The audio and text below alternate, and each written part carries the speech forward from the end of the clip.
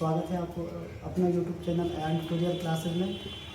मैं हूँ इम्तियाज़ और मैं पिछला वीडियो में दो अपरिमेय संख्याओं को सिद्ध किए थे।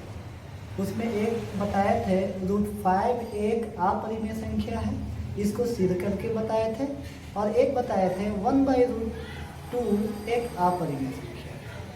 इसमें बताया थे कि 4 से 5 तरह का क्वेश्चन रहता है जो बोर्ड एग्जाम में हमेशा हर साल देता है। तक 2 कल प्रूफ किए थे और 3 जो होगा आज इस वीडियो में प्रूफ करेंगे। तो चलिए हम लोग देखते हैं। उससे पहले आपसे एक रिक्वेस्ट है कि वीडियो पूरा देखें, और अगर देखने के बाद अच्छा लगे तो प्लीज़ वीडियो को लाइक, शेयर और सब्सक्राइब जरूर करें। तो आज यहाँ पर हम लोग एक सिद्ध करेंगे इरेशनल नंबर कि 7√5 एक अपरिमेय संख्या है। क्वेश्चन क्या रहेगा बाबू? सिद्ध करे कि 7√5 एक अपरिमेय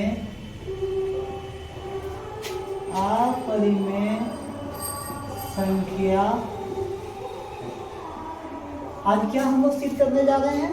7√5 एक अपरिमेय संख्या है। तो हम कल बताए थे कि अपरिमेय संख्या को अगर सिद्ध करना रहे तो हम लोग क्या करेंगे? पहले इस संख्या को इसका अपोजिट यानी परिमेय संख्या माना। तो इसमें भी वैसे ही करेंगे कि माना 7√5 जो है एक परिमेय संख्या है। जैसे लिखेंगे यहाँ माना 7√5 एक परिमेय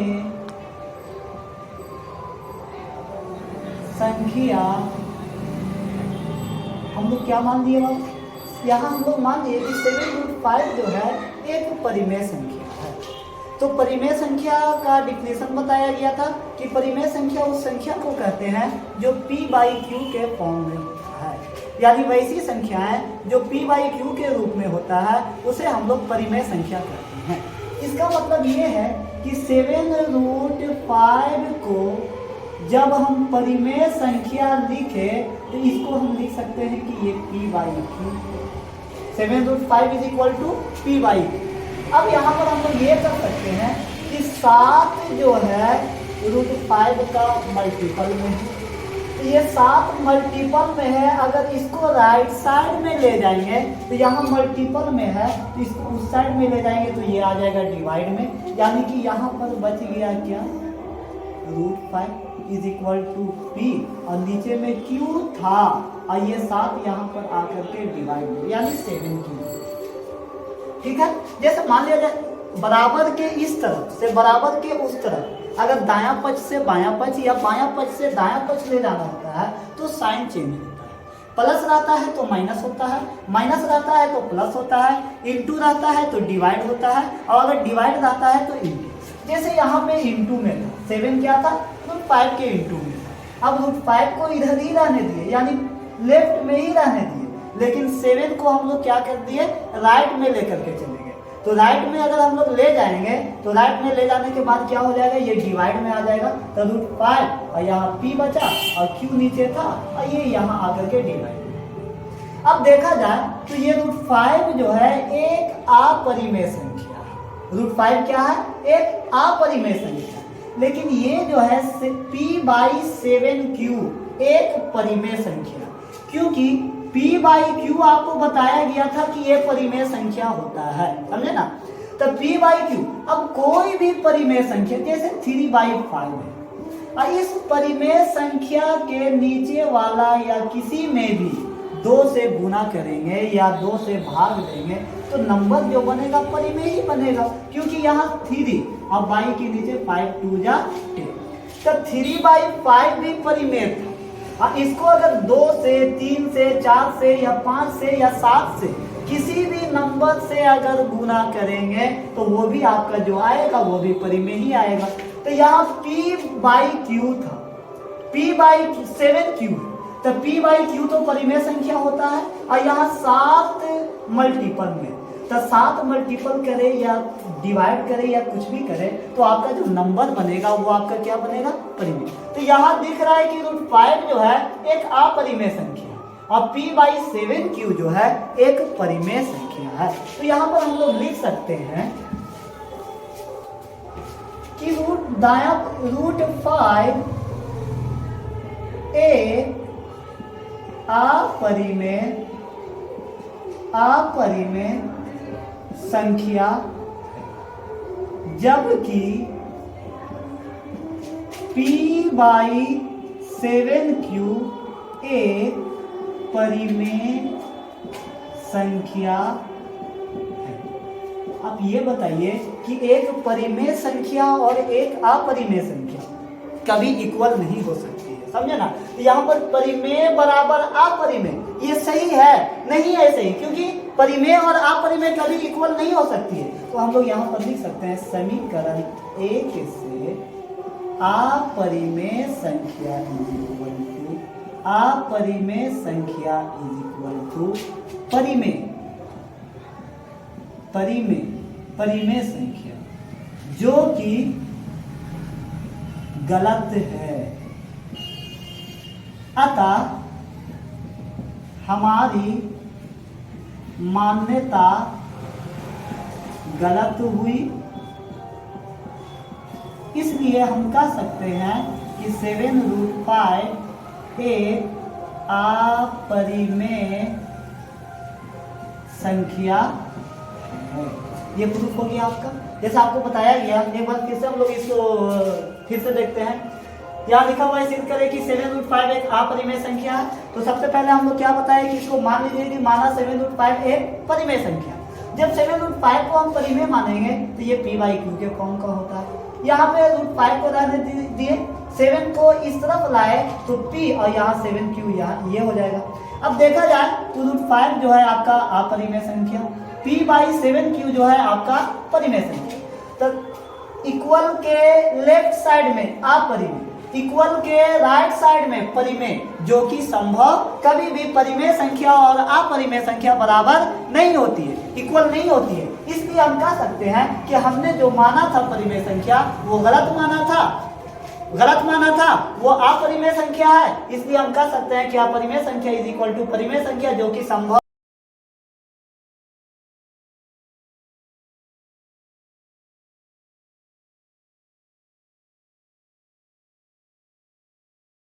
तो सेकंड क्वेश्चन देखते हैं। क्या लिखा हुआ है, सिद्ध करें कि 5 माइनस √3 एक अपरिमेय संख्या है। तो अभी हम लोग सिद्ध किए 7√5 एक अपरिमेय संख्या है, लेकिन अब हम लोग सिद्ध करेंगे कि 5 माइनस √3 जो है एक अपरिमेय संख्या। तो सेम प्रोसेस जैसे हम लोग ऊपर से करते हुए चले आ रहे हैं, पिछला क्वेश्चन में जो किए हैं उसमें भी यही प्रोसेस। सबसे पहले क्या कीजिए कि इसको आप मान लीजिए कि ये जो है परिमेय संख्या है। तो यहाँ पर भी लिखेंगे हम लोग माना 5 माइनस √3 एक परिमेय संख्या है। क्या मान लिया हम लोग कि 5 माइनस √3 जो है एक परिमेय संख्या है। तब परिमेय संख्या कब होगा, जब p बाई क्यू के फॉर्म में रहेगा तब ना। तो यहाँ पर हम लिख सकते हैं 5 minus √3 is equal to p by q, क्योंकि परिमेय माने हैं तो परिमेय माने हैं तो वो p बाई क्यू के फॉर्म में होगा। तो 5 माइनस √3 को हम क्या माने थे, परिमेय, तो इतना बराबर p बाई क्यू लिख सकते हैं। अब इसको थोड़ा इधर उधर कीजिए, जैसे ये 5 है, 5 को रहने दीजिए। ये p बाई क्यू को अगर लेफ्ट में लाते हैं तो यहाँ प्लस में है, इधर आएगा तो minus p by q is equal to √3। इसको आप इक्वेशन 1 कर सकते। अब देखा जाए कि ये 5 एक परिमेय संख्या है, p बाई क्यू भी एक परिमेय संख्या है। तो दो परिमेय संख्याओं का अंतर भी हमेशा परिमेय संख्या होता है। जैसे मान लिया जाए 3/2 एक परिमेय संख्या है, और एक मान लिया जाए ले लेते हैं 1/3 परिमेय संख्या। दोनों का अंतर अगर निकालते हैं तो 2 और 3 का एलसीएम करेंगे 6, 2 3 जा 6, 3 3 जा 9, 3 2 जा 6, 2 1 जा 2। तो 9 माइनस 2 इज इक्वल टू 7 और 22। तो ये भी परिमेय था, ये भी परिमेय था, और दोनों को घटाने के बाद जो आया वो भी आपका परिमेय है। तो सिंपल आप ये समझिए कि कोई भी दो परिमेय संख्याओं का योग बोले, या फिर परिमेय संख्याओं का अंतर बोले, या फिर परिमेय संख्याओं का गुणनफल बोले, सब हमेशा क्या होगा, परिमेय ही होगा। तो यहाँ 5 एक परिमेय संख्या है, p बाई क्यू भी एक परिमेय संख्या है, तो दोनों का अंतर जो होगा, दोनों का घटाने के बाद जो आएगा वो भी आपका क्या आएगा, परिमेय संख्या आएगा। अब यहाँ पर आप बताइए कि 5 माइनस पी बाई क्यू एक परिमेय संख्या है, √3 एक अपरिमेय संख्या है। तो ये दोनों कभी संभव हो सकता है, इक्वल हो सकता है? नहीं हो सकता है, क्योंकि ऊपर ही में बताया गया, पीछे बताया है कि परिमेय संख्या अपरिमेय संख्या के बराबर कभी नहीं हो सकता। तो यहाँ पर लिख सकते हैं कि 5 माइनस पी बाई क्यू एक परिमेय संख्या है, जबकि √3 एक अपरिमेय संख्या है। इसलिए हम कह सकते हैं समीकरण 1 से परिमेय संख्या इज इक्वल टू अपरिमेय संख्या, जो कि गलत है। लिख सकते हैं अतः हमारी मान्यता गलत हुई, यानी हमने जो माना था परिमेय संख्या वो परिमेय नहीं है, जो हमने माना था वो गलत साबित हुआ। इसलिए हम कह सकते हैं कि 5 माइनस √3 एक अपरिमेय संख्या है। चलिए ये 2 क्वेश्चन हुआ, अब एक और प्रूफ करेंगे हम। चलिए देखते हैं।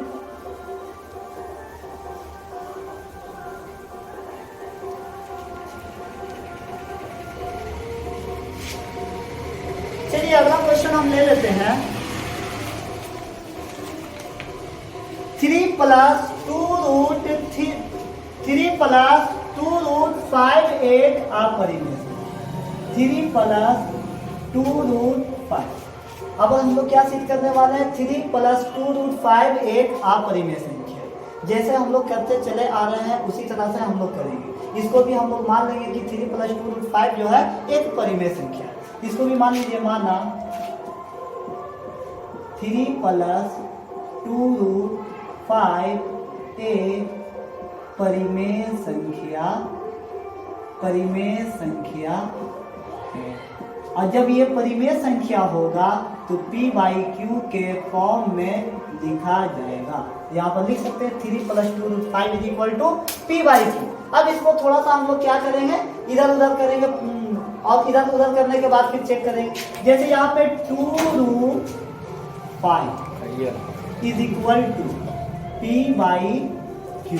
आइए 3 इधर प्लस में उसको इधर ले जाएंगे तो -3 होगा, बाई के नीचे कुछ नहीं है। तो अब देखा जाइए √5 से ये मल्टीपल में, अगर ये 2 को अगर हम लोग इस तरफ ले जाएंगे तो वो क्या हो जाएगा, वो 2 को 2 मल्टीपल में है √5। अगर 2 को राइट साइड में ले जाएंगे तो वो आपका उधर जाकर के डिवाइड में हो जाएगा। जैसे मान लिया जाए ये √5 है, उधर अगर जाएगा तो p बाई क्यू तो आपका है, ये 2 इधर आकर के डिवाइड में हो जाएगा, -3 है, और ये आपका नीचे में 1 है, और वो 2 जाकर के इधर ये होगा तो 2 1 जा। देखिए 2√5 था, 2√5 है, अब √5 को इधर ही रहने, लेफ्ट में रहने दिए, 2 को उधर भगा रहे हैं, तो 2 को अगर उधर भगाएंगे तो p बाई क्यू और 2 इधर आकर के आपका डिवाइड में हो जाएगा। तो जिस तरह से जैसे ये जो अगर करेंगे तो इसमें भी डिवाइड करेंगे, इसमें भी डिवाइड करेंगे, दोनों नंबर में डिवाइड करेंगे। तो यहाँ अगर हम लोग डिवाइड किए तो 2 से इसमें डिवाइड किए तो यहाँ आया p बाई 2 क्यू, फिर 2 से इसमें डिवाइड किए तो आया 3/2। अब आप ये देखिए कि √5 क्या है, एक अपरिमेय संख्या है। अब p/2q भी एक अपरिमेय संख्या है, क्योंकि p/q एक अपरिमेय संख्या है। तभी हम लोग जाने थे कि p/q एक परिमेय संख्या है। p/q एक परिमेय संख्या है, उसको 2 से गुना करें या 5 से गुना करें, किसी भी परिमेय संख्या में किसी भी नंबर से अगर गुना करेंगे या भाग देंगे या जोड़ेंगे या घटा देंगे तो वो परिमेय ही आएगा। तो ये p/q परिमेय, 2 से गुना हो जाए या कुछ हो जाए ये भी परिमेय, 3/2 भी परिमेय। तो 2 परिमेय, ये एक परिमेय संख्या, इधर भी एक परिमेय संख्या, तो 2 परिमेय संख्याओं का अंतर भी हमेशा क्या होगा, परिमेय संख्या। तो यहाँ पर बताइए कि इधर आ रहा है अपरिमेय, इधर आ रहा है परिमेय, तो परिमेय संख्या कभी अपरिमेय संख्या के इक्वल नहीं हो सकता। इसलिए हम कह सकते हैं, इसको इक्वेशन 1 कर सकते हैं। यहाँ पर लिख सकते हैं √5 एक अपरिमेय संख्या है, जबकि p/2q - 3/2 एक परिमेय संख्या है। इसलिए हम कह सकते हैं समीकरण 1 से अपरिमेय संख्या बराबर अपरिमेय संख्या बराबर परिमेय संख्या, जो कि गलत है। अतः हमारी मान्यता गलत हुई। इसलिए हम कह सकते हैं कि 3 + 2√5 एक अपरिमेय संख्या।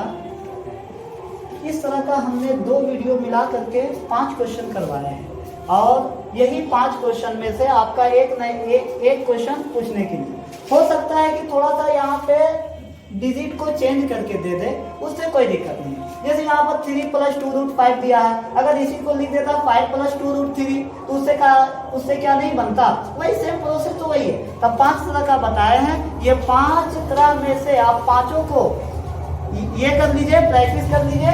इंशाल्लाह एक क्वेश्चन आपका बोर्ड एग्जाम में 10th में आता है। तो ये पांचों को अच्छे से पढ़ लीजिए और पढ़ने के बाद इसको फुल तैयारी करिए। चलिए, थैंक यू।